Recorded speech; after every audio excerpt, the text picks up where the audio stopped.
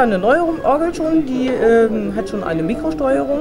Da sind Boxen drin, damit man möglichst viele Lieder gleichzeitig parat hat.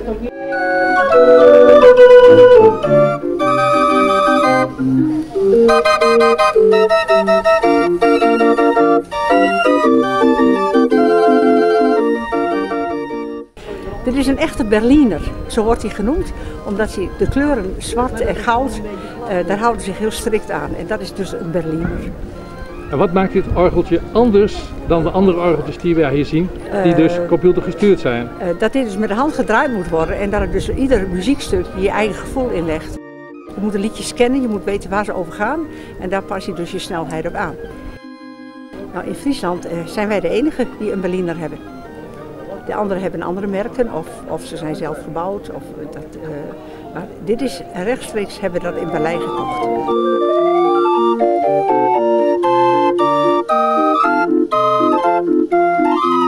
Hoeveel draaiorgels zijn hier vandaag? 12 tot 14, het varieert, want er valt ook wel eens in bij wij. Deze keer hebben we alleen nog maar Duitsers. De Engelsen die te winnen hebben helaas wegens gezondheidsproblemen afgezezen. Het nieuwste systeem is het computersysteem.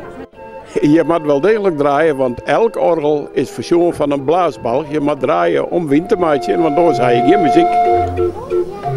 Ich muss es allen sagen, worum ist weltbekannt.